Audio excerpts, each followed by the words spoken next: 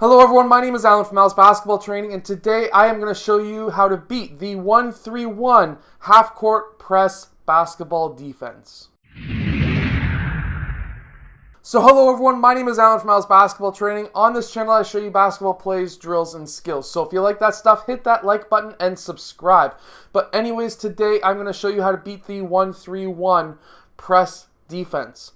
Now, it is a half-court press, or at least this one I'm going to show you is the half-court press. And I'm going to show you the strategy on how you can beat it, plus some plays that you can use to beat this defense as well.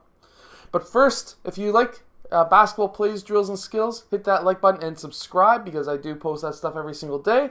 If you want to grab this shirt, link is in the description below. And let's get down to the clipboard and let's check out this basketball strategy. Okay, so here we have the red team in the defense 1-3-1, and what we will have is the first strategy I'm going to show you is by getting these two players down to these open spots in these corners. You don't want them right along the baseline because then they can get trapped by these two players, which is not what you want to have happen. You want them to be between roughly that block that's there and the free throw line extended in this little box here. And then from there, what's going to happen is if you can pass this ball around, this will bring these players over, and then you can start attacking the middle, and you can get it past that half-court line. This is then going to bring the defense in just like this. And by collapsing the defense by trying to trap him and forcing him back out to the sidelines, you're going to allow these two players to be open, especially because you have this player right in the middle of the court. You're able to pass to one of them really quickly. You're able to set up your offense. The defense is going to be brought down to set up their defense, and then you'll be all set and ready to go in your offense. So that's one strategy that you can use. Another strategy I like to use is still bringing these two players down to that box area right there. And then what I like to do is have player 3 or player 2 set a screen on this lead man so that now player 1 can attack this space in between players 2 and 3, which will allow player 1 to pass to player 4. That's one option. The other option is for player 2 cutting down the middle of the court for him to pass that ball. And now you just might have a 3-on-1 situation as well, which is very handy. But player 2 could also set up the offense up top, and then the defense would obviously be set up in their whatever type of defense that they're trying to run. Now, one of the press breaks I like to run is by getting player 1 the basketball, and now we're going to have player 1 dribble up towards the middle of the court. Player 3 and players 2 and 3 are going to be along the sidelines here. And player 1 is going to attack player 1.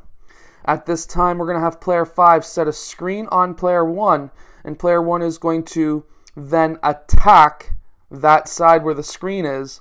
Meanwhile, that's going to be bringing players 2 and 4 in, and because the screen was on this side, player 1 is going this way. We want player 3 to get down to the sideline, past that trap area. We want him to be touching the three-point line right there. Of course, these two players are going to be covering the middle, so player 2, he could go down on the weak side or the other side as well. That's what you really want, but I personally keep him back myself just to have him as a safety so we can reverse the ball and go down the other side. But then we would then be attacking this split here where player 1 would then be able to pass to player 3 and we can set up our offense.